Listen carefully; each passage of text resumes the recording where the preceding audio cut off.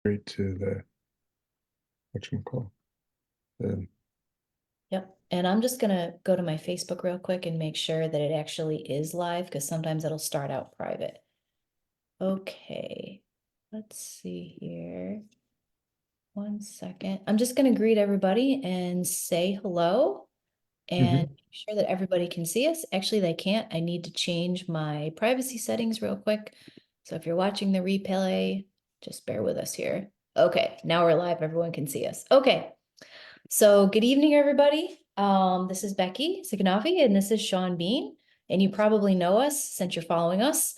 And tonight we're going to be talking about glutathione and its impact on health and weight loss, and as well as some of the metaphysical causes that can deplete glutathione and make it fall extremely low despite all of your best efforts, which can lead to a whole lot of problems. So I'm going to have Sean start out by introducing what well, actually, let's talk about what antioxidants are and their role in the body, as though nobody who's watching us knows what they are. So basically, what happens is when you have antioxidants in the body, those are your protectors, and you have oxidative stress. There has to be a balance between the two. Now, you can also have too many antioxidants because sometimes antioxidants can turn into what's called um, free radicals as well. And free radicals are what increases oxidative stress. And oxidative stress is one of the major factors that leads into inflammation in the body. And inflammation in the body is one of the major causes of chronic illness, or we should say silent inflammation is one of the major causes of chronic illness, or probably the cause of chronic illness and disease that we typically see in comorbidities and the chronic issues that we both deal with. Yeah, absolutely. We usually see the inflammation creep up first, and then it starts to create subclinical conditions, and then eventually full-blown clinical conditions. So let's talk to the audience a little bit about glutathione and why it's referred to as the master antioxidant. What glutathione is glutathione helps your body detoxify, is in layman's terms. The main thing it helps to get rid of is it helps with helping to take out the trash in the different phases of the liver. There's phase one and phase two of the liver, and what happens is people usually get a slow phase two. So basically, what happens is the trash man's not come around fast enough to take the trash out. And when this happens, you have a buildup of oxidative stress from pathogens, emotional stress, any kind of stressors that you can deal with will deplete your glutathione levels.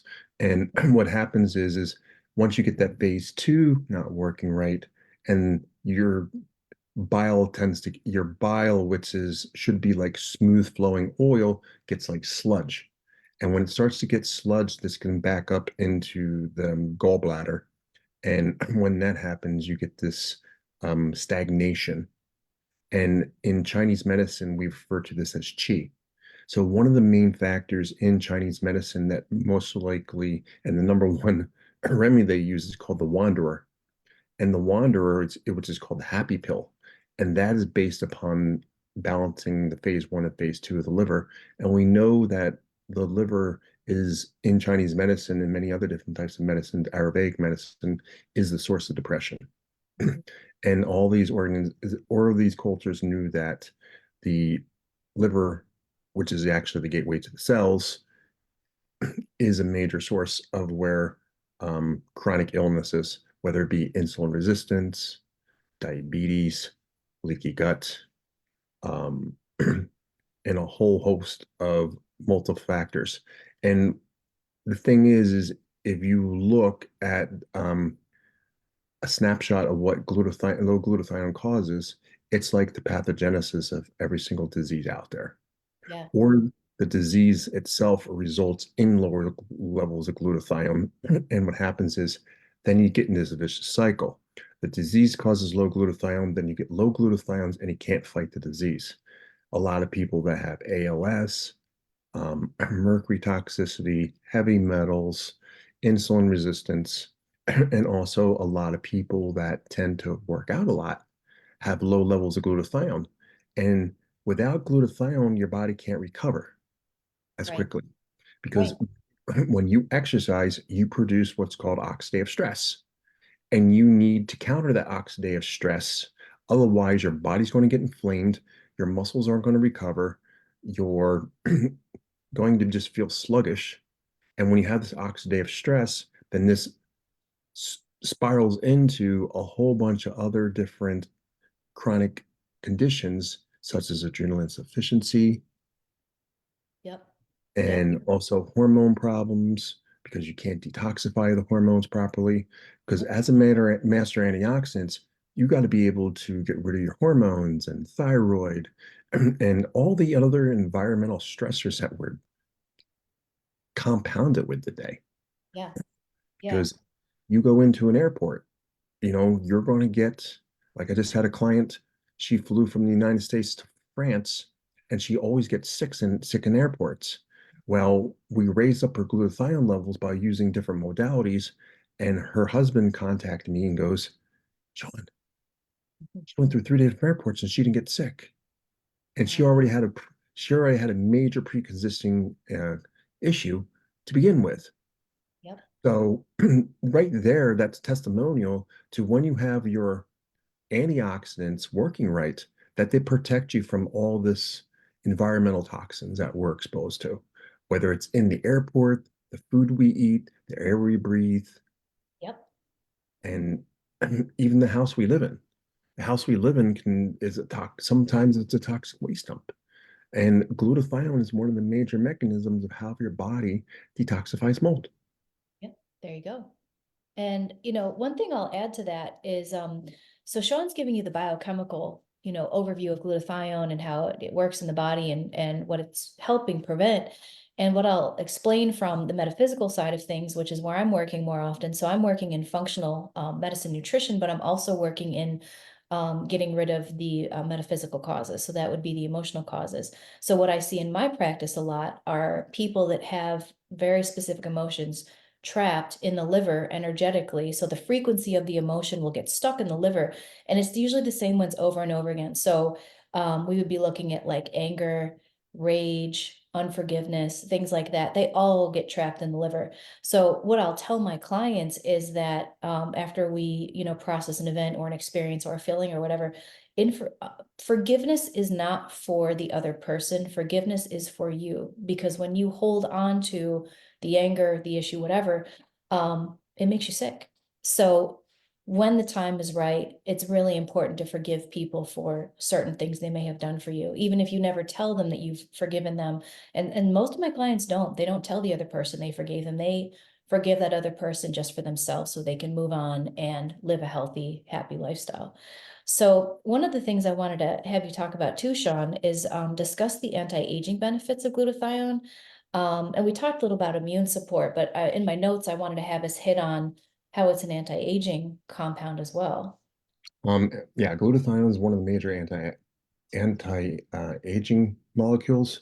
One of the reasons why it keeps your integrity with your skin, it keeps your cells healthy, it keeps what we call the mitochondrion healthy, because the mitochondrion are usually the power plants that will dictate how you age. Yep. And the old saying is it's like your age is how you look, and that's not necessarily true because I have several people that are in their 30s but have their biochemistry of that of like a 50-year-old because of because of how depleted they are of different antioxidants with glutathione. Because glutathione helps to increase the integrity of the skin, and one of the things that we see is we see rejuvenation purposes. Yep. One of the reasons why that happens is glutathione is one of the next glutathione is one of the ways that your body actually increases IGF-1. And IGF-1 is growth hormone. And growth hormone is it's the hormone that drops as you get older. And just by doing intermittent fasting, you can increase your IGF-1. The other thing about glutathione is in anti-aging purposes that it helps with your gut integrity. So we have leaky gut. Sometimes you have higher antioxidants if you have infections. So what happens with the glutathione is it's kind of like a reinforcement of your immune system that may have been compromised.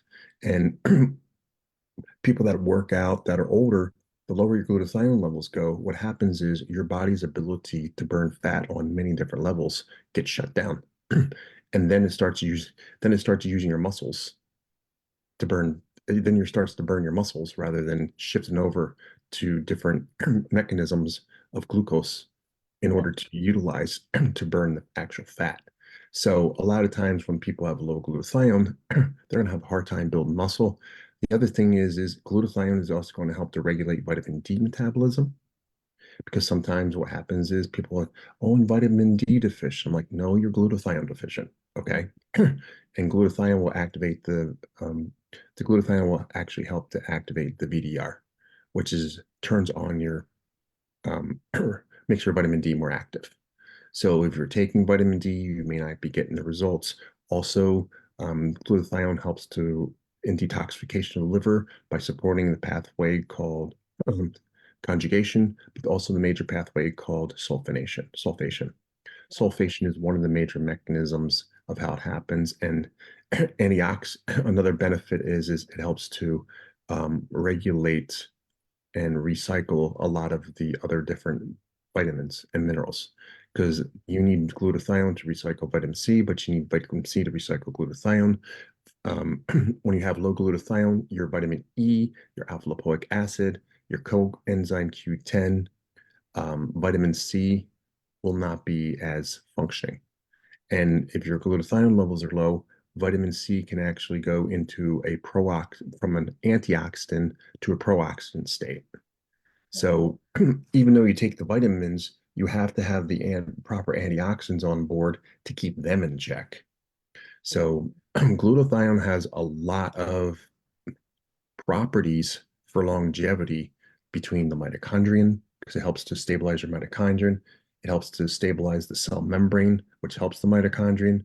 It helps cell membrane integrity by keeping your by keeping your cells clean, by reducing the toxic burden, both through the liver and at the cellular level. So we live in a toxic world, as I mentioned, and we're surrounded by chemicals all the time. Glyphosates is another one. Okay. Glyphosates will lower your glutathione levels. Smoking will lower your glutathione levels. Just if you go outside in the sun for too long, you can deplete your glutathione levels. So any source of stress has the ability, infection, specifically the gut. If you have candida, alcohol, alcohol is a major one, but remember, as you heard me say, alcohol can also be generated from inside your body.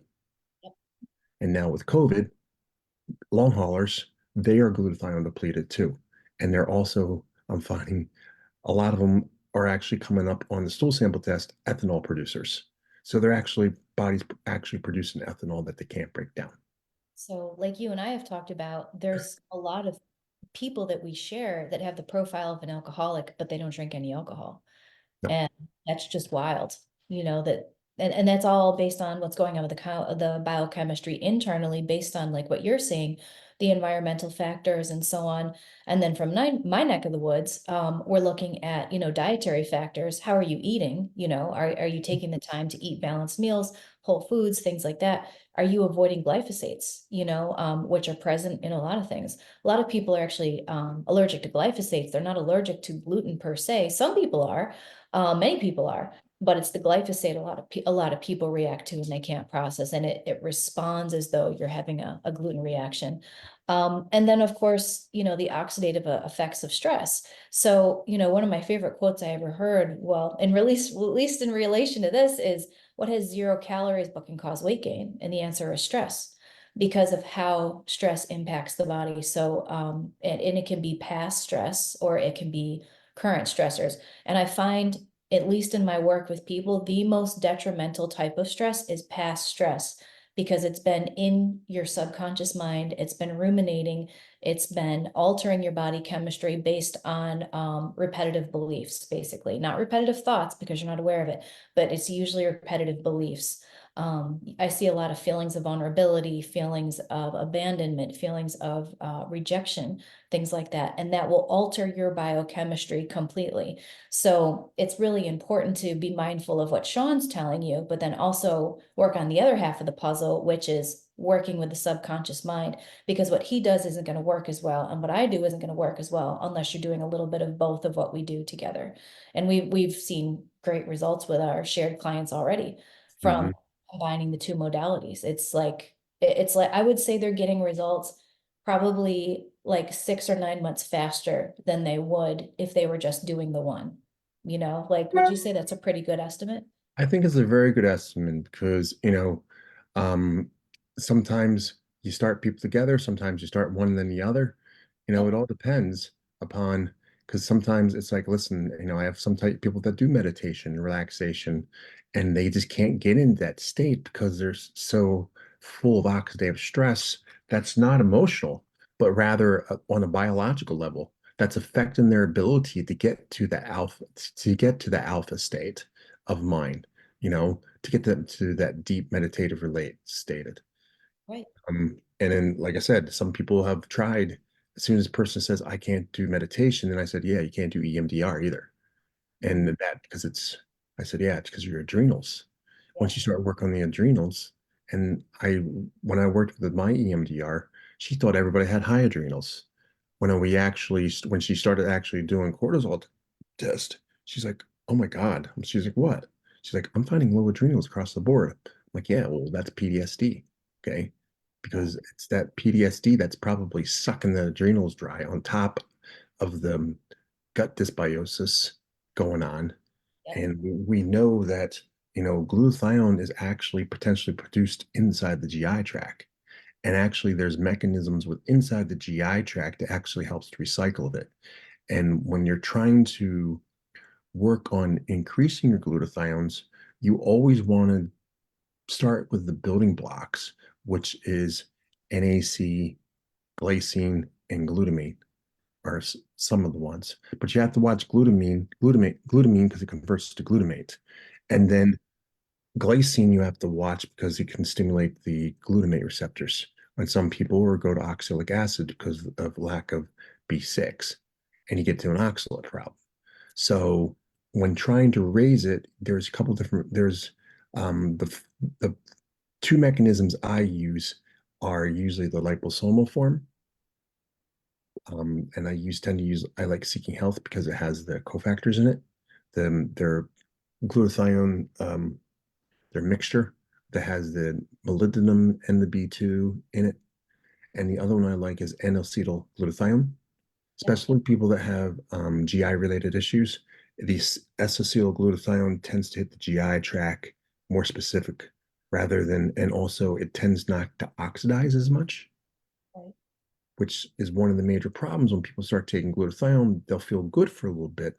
Then all of a sudden, that reduced glutathione starts converting to oxidized glutathione at a fast rate because of multiple factors. And that's why people go in and they'll get glutathione shots. And because their cofactors are not on board, it's oxidizing, it's not able to recycle properly, then they start to have the negative responses. And sometimes it doesn't catch up with you till like 3 or 4 weeks later. And you Yeah. get on this roller coaster ride. And by working on the emotional standpoint, you can actually probably reduce oxidative stress and balance out the vagus nerve. Um, but also, mineral balancing is very crucial because a lot of people are overdosing on certain minerals because of what certain camps they're in. And we do know that red blood cell magnesium can increase glutathione. Okay. But there's also other studies showing that if you're glutathione deficient, if you've been taking magnesium and your red blood cell is not moving, that usually means that you're glutathione depleted Mhm. because glutathione actually raises your red blood cell magnesium levels. Mhm. So if you've been taking magnesium and getting nowhere, it's probably because you're glutathione depleted or you have too much of the oxidized glutathione versus the reduced form. And that's typically what we see when we run specific testing or we look inside the cell is we see more oxidized versus reduced glutathione. And that's not what we want. Okay. Centurions, as I mentioned before, they have the highest level of reduced glutathione and lowest levels of oxidized glutathione, which is basically 90% reduced to 10% oxidized or lower. The typical person I see is 90% oxidized or greater to 10% reduced. So Wow. then you wonder why we're in a state of um, health epidemic. Yep. Oh, absolutely. I mean, and I would say because you and I share clients, 100% of your clients that I share with you and vice versa, they all have subconscious metaphysical causes contributing to their health conditions, causing the oxidative stress, causing the depletion of glutathione, exacerbating existing health conditions like mold, Lyme's, Epstein-Barr, name it really, like it really impacts all of them. And we start, removing some of the subconscious issues really, and these are things that people aren't aware of. So some of you might be watching this going like, I don't have any emotional problems, nothing bothers me. That's probably true, but in the subconscious mind, you're not aware of those thoughts, you're not aware of those programs, that which is stuck in there. So if like talk therapy hasn't worked for you, there's a really strong possibility that the problem is subconscious. So you weren't able to discuss what was bothering you because it was so far back there. And I do use muscle testing in my sessions to help pinpoint where the emotion came from, how old you were, what the event was, things like that. Because I've had a lot of people message me and ask me, how do you figure it out? Muscle testing and really strong intuition is how I get to the bottom of it. And I do want to mention as well, I also use liposomal glutathione with my clients. So like, of course we agree on that. And I'll tell you based on muscle testing, when I muscle test clients for the glutathione, typically it starts out pretty high. And then I would say zero of them have ever gone beyond 3 weeks on a liposomal supplemental glutathione. Usually then we cycle them off. And then by that time, their oxidative stress is lower, their diet is improved, and then they don't need to use it again. Or if they do, it's not for a long time. Would you say you've seen something similar, Sean, as the biochemistry improves internally? Yeah, well, if you're coming in and you're working from the angle of just straight biochemistry, you got to go a little bit slower with that because what you're doing is by you removing the transgenerational stress, you're removing it's like you're removing a heavy load. Right. Okay.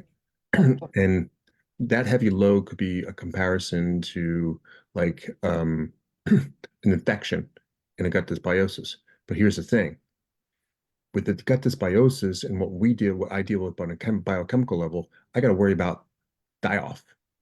See, what you're doing is you're getting it from an angle so where you don't handle the die off. Right. As a result, you're just clearing those emotions, which is reducing the stress without the extra die off. And you don't have to worry about the different pathways that are affected because of the genetics and so forth. So by doing what you're doing, you're kind of like having an advantage by using the glutathione because you can get at it faster. On my side, we have to work them up to it, or we have to kind of like let the body kind of go on its own to get the process going to where they can handle it, you know, because they might have hydrogen sulfide overgrowth to where they can't handle glutathione. They might have a glyphosate to where they're stuck. Okay. But, you know, like I just did a lady today and she said, I saw her glyphosate. She goes, yeah, you know what? The lab called me. They said, what were you trying to do? And actually, the lab from Mosaic called her because it's so Wow. high. And she goes, I wasn't expecting this. I said, Mhm. you know, kind of where the area you live at. And, you know, even when she wasn't in like heavy farming, her levels were so high. And she was also on mold too. But it was the thing was, is her levels were so high, she couldn't detoxify what's going on. So from that's more of a biochemical standpoint because that's a blocker. And maybe, you know, she knows she has to come see you. So I did refer her to out, but hers is a lot of biochemically that we have to work on to find the source. And then by doing that, that's going to be able to open up the doors to allow you to do what you do. Exactly. And I did ask her, I said, do you tend to hold on to things, not let things go? She goes, absolutely. And I said, you're a people pleaser because I saw it right in their genetics. As Hmm. soon as I saw specific genetics, as soon as I see that, I know that's associated with mold. Mhm. because mold has a tendency to hold on and not let go from a Yep. constitutional standpoint. And it always has to do with like withholding or a people pleaser, which usually goes back to some type of childhood trauma that Yep. they're always trying to um, validation. Yep. They Manage. want they want validation and they want that acceptance Yep. from either a mommy or daddy, a father or mother. Got it. Yep. That's exactly how it works. And I don't want us to get too far off of Yeah. our plan for this evening because we're going in some really good directions. But I want to make sure we don't miss out on talking about glutathione because we did mention we were going to talk about this, how glutathione helps with fat loss and weight loss. But I guess we should focus on fat loss because weight loss is not desirable, but fat Hmm. loss is. So we need to talk about that. Well, we can summarize up in a very simple sentence. We're not fat, we're inflamed. So Mhm. by using glutathione as a matter of action, it's think of like a fire extinguisher. Mhm. And the faster you lower the inflammation, the more your mitochondria and your other cells can work more efficiently. When they work more efficiently, they'll be able to metabolize fats and foods.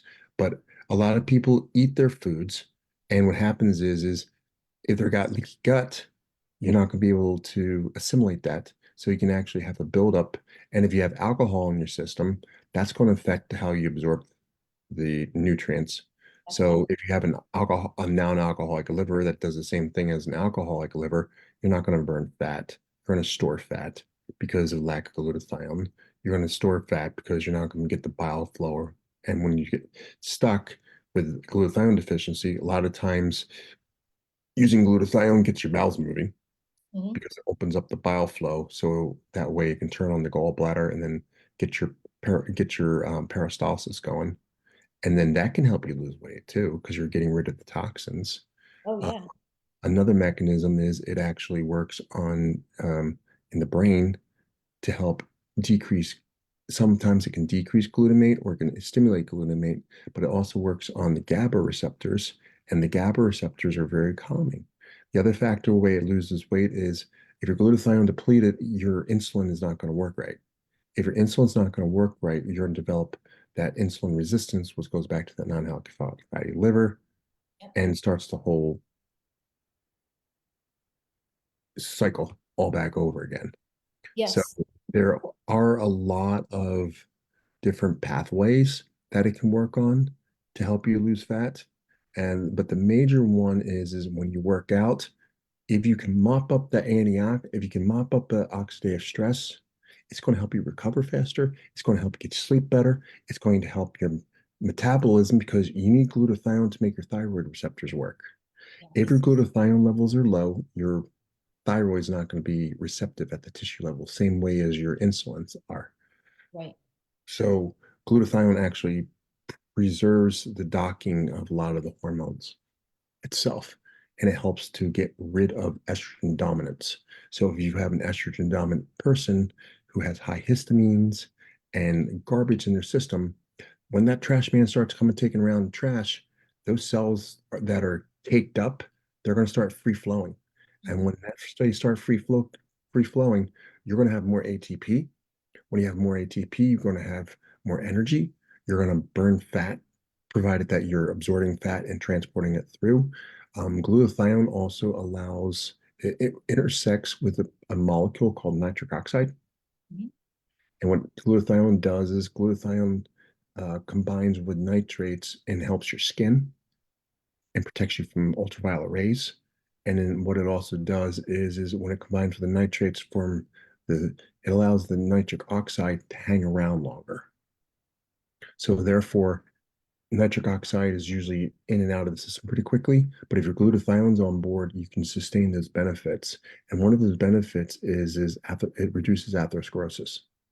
Mhm. So it helps with prevention of cardiovascular disease. And also it helps when you're um, inflamed from heavy metals, you're not going to burn fat on many different levels because your mitochondria are going to be jammed up. So by using glutathione, it's going to help rebalance the mitochondrion, which are going to, again, fire things up with, again, ATP through the electron train transport. Yep. So glutathione is a very diverse and very important molecule that tends to get overlooked by traditional medicine. Oh, I was literally just thinking that all the time. I mean, I think there's a lot of conditions where it would be beneficial for, a Western medical doctor, most wouldn't, to help maximize glutathione in a patient, but that's not what they do. So I wanted to make sure we did touch on insulin sensitivity. I have a note here. And one thing I want to mention is there's two themes I've been seeing in my clients lately, that especially the ones that we share, a lot of the ones that are insulin, well, or discovering they're insulin resistant, but they're weight loss resistant. And they all tell me the same thing. I'm really puffy. I'm kind of waterlogged. I'm not responding to any diet, things like that. And it's turning out it is coming from oxidative stress from, past stressors that are internalized, but it's also been modifying the pituitary gland. So the pituitary Mhm. gland I've been noticing lately is associated with the emotion of vulnerability. So when someone feels vulnerable, it's impacting the pituitary. There's, a creation of insulin resistance from other factors, and then the person stays overweight because they don't want to be vulnerable, but not on a conscious level. This is on a subconscious level. So they're trying to protect themselves from being vulnerable from, name it, rejection, abandonment, they didn't fit in, things like that. So if you're somebody that's in that camp where you're weight loss resistant, nothing has been worked, I would really suggest, I've got your test here, Sean. I'd really suggest running some tests with Sean. So you can see what's going on from a biochemical standpoint, and then booking something with me to see what might be hiding in the subconscious that is telling the body essentially to alter its biochemistry to stay in a certain state, inflamed, puffy, or sick, things like that. Um, we wanted to talk about, as we kind of wrap up here, causes of low glutathione. And I know we kind of talked about a few of these before we started. What would you say one of the biggest causes of, well, I would say they're all significant. I can't say biggest. Let's maybe start with one of the causes. I think we talked about poor nutrition. Maybe let's start there. Well, if you don't have the proper amino acids and the building blocks, you're not going to make glutathione. Right. Okay. And we do know that there's many different factors that through looking at the biome site test that we're seeing like fat malabsorption. We're seeing like all these kind of crazy mineral disruptions happening at the cellular level. You know, sometimes like I looked at the hair analysis test today, somebody sent me that they thought, oh, they had high levels of mercury. I'm like, no, you're pissing out calcium like it's going out of style. Okay. And that's usually because of, you know, people understand that calcium is a very, very important, it's the top electrolyte, but it gets demonized all the time. And what happens is people are overdosing on certain minerals and they're shifting their calcium rate, they're shifting their calcium out. And with the onset of COVID, you're looking at alcoholics. And what happens is when you look at alcoholics, the one of the first things that leads into osteoporosis. Same thing with small bacterial overgrowth, osteoporosis, oxalates, osteoporosis. Because what happens is when calcium combines with fat, it creates a when when calcium combines with fat, it creates a soap. So that way, it literally, and that's why calcium helps people lose weight. Because what it does is the calcium actually acts as a mechanism to flush the fat out. So it doesn't stay in the system as long, which can be a good thing or a bad thing. But the thing is people eat too much, well, people eat too much fat, but it's not about eating too much fat. Now it's about how your body's assimilating it. And that's where, when we look at the omega quant or the biome site test, one of my people, I had a thing up there today about, he said, yeah, he's like, it's like the first 25 years that he's doing, that he's done everything. And it's for the first 25 years, he's actually making progress. And it was simply from doing the biome site and red blood cell fatty acid test, because that is the core by which I find that's the missing key. Because if you don't heal the cell membranes, you're not going to go nowhere. If you don't heal the gut, and if you don't heal the gut in a certain specific angle, as I put up the other day, some people are taking acromentia, which is pendulum, and they're actually having paradoxical effects from it because it's actually increasing inflammation in the GI tract, and it's actually increasing mucus, which is increasing IBD and colitis and Crohn's. And even the guy Joel Green, he popped on and he goes, "What you said was 100% correct." He said, "You don't supplement with that." So by using simple, you know, and when I make recommendations, it's usually one thing does about six. One thing does, it doesn't kill like one bird with one stone. I hit multiple birds with more stones with one stone. And that's what the beauty of the artistry and being a biological artist, Yes. because it's like people think you're taking it for one thing, but it's like when you look at it, like I explained to you about calcium the other day, Yeah, until yeah. you looked into the research of it, you're like, oh my God. And now the I find out that glutathione and NAD all control calcium metabolism itself. And then I find out that hypocalcemia, which is low calcium, is one of the major identifications of how the severity of COVID is. But the problem is they don't look at the actual, they look at the serums. But the problem is I'm starting to test people now through different modalities that are showing it's like, Jesus, I've been dairy free for 25 years. And here I am taking high doses of vitamin D. Okay. Mm. And vitamin D will deplete, not deplete glutathione, but it'll deplete one of the building blocks in the pathways by which glutathione works. So, with that being said, a lot of causes of glutathione are oxidative stress, and it is the nutrients and the minerals, the recycling of it, that are one of the major factors because it is the shield. Yep. It's your backup system. Yep. And right now, you don't have enough supply to meet the demand. Yep. And I think that's true for a lot of Americans right now, that are stressed out coming out of COVID. I mean, because it altered the way society functioned. A lot of people, they walled up or they holed up in COVID, and they drank a lot of wine, a lot of alcohol, a lot of bad food. And now they're still trying to reverse the effects of it, because it set off a cascade of other effects, not just, from a biochemical standpoint, but from an emotional standpoint as Mhm. well. So we're going to be cleaning this up probably for the next, I don't know, I would say at least decade or so. I mean, would you agree? Oh, there's no doubt about it, and it's only going to get worse. Yeah, You know, unfortunately. it's going Yeah, to get worse. And the other thing about the glutathione is glutathione is one of the major factors that helps the spike protein in the COVID spike protein. It helps to remove it. It's one of the few things that documented that actually helps to remove it. So they're telling you to take glutathione, and why do you think they wanted to get rid of NAC? right. You know, Yeah, and that was unavailable for a long time. You wonder why, you was know? unavailable. Yeah, and now why are they telling you to stop taking calcium? And why are they reducing nicotine in cigarettes? Yep, By 2025, we don't want you to take no nicotine anymore. Well, guess what? Nicotine clears out the spike protein. yep, yep. Nicotine patches, things like that Yep. work great. Yep. So Um, I want to make sure we don't, well, we ran over our time a little bit, but I'm just going to list a couple other things that can deplete glutathione, just in summary. So stress, like we've talked about, oxidative stress, past stress, but also present stress, both very important. Um, Aging. So naturally glutathione goes down as you age. So you have to work harder to, make sure that you're eating correctly and de-stressing and so on. High stress levels, like we talked about. And then health conditions, like you talked about in the beginning, it becomes cyclical. A health condition can, deplete glutathione. Depleted glutathione can create a health condition. So, like you said, it kind of becomes cyclical. And then I would even say taking the wrong supplements, and stacking the wrong things and overburdening the body, and or maybe, you do everything right 5 days a week, but then 2 days a week you go way off the rails. Like you could put yourself in a cycle of you're 2 steps forward, 3 steps back, 2 steps forward, 3 steps back every single week. So I don't know what you would suggest, Sean, but I would say figure out what you want to try and fix first. What is your goal? What do you really want to fix? And then pursue that. So do you want to decrease mold? Do you want to, reduce the severity of Lyme symptoms? Do you want to work on weight loss resistance? And then kind of go in that direction. But then, of course, if you run tests, then it's going to depend on what the test says is the priority.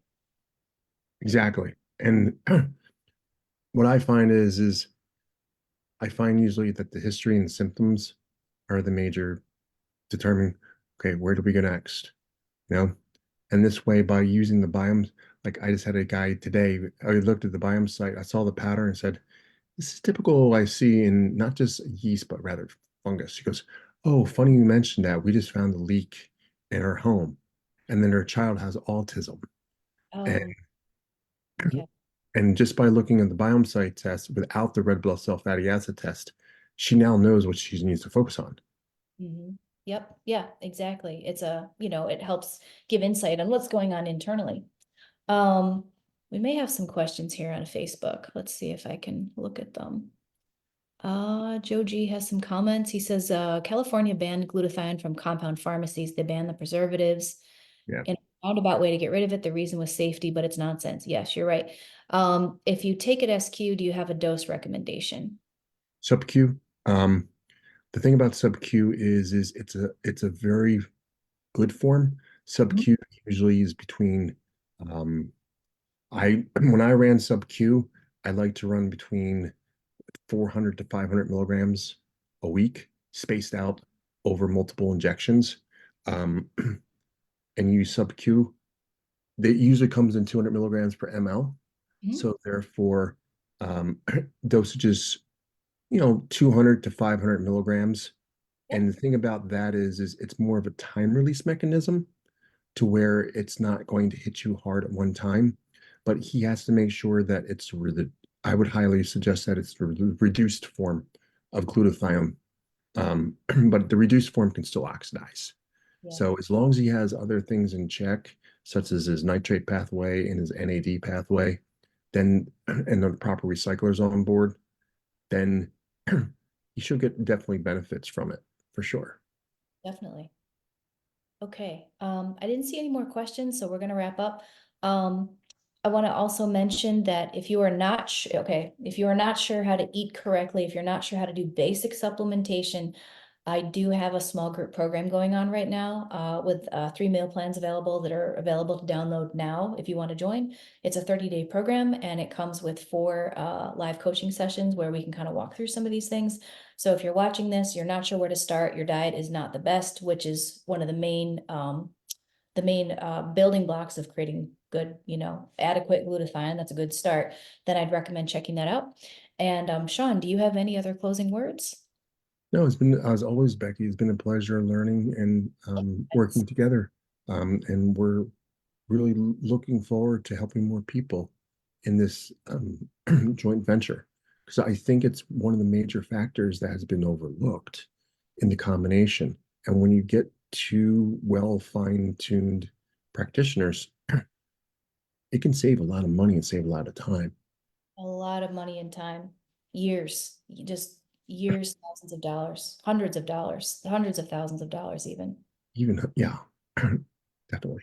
So, Awesome. Well, thank you, Sean. Thank you for your time. It was a pleasure. And thank you, everybody, for watching. And if you're catching the replay, thank you for catching the replay. And we'll try to keep doing these once a month or so. So let us know if there's more questions and we'll see it under the post and we'll get to them when we can. So, all right. Thanks, everybody. Have a great night. you too. Bye bye. Bye.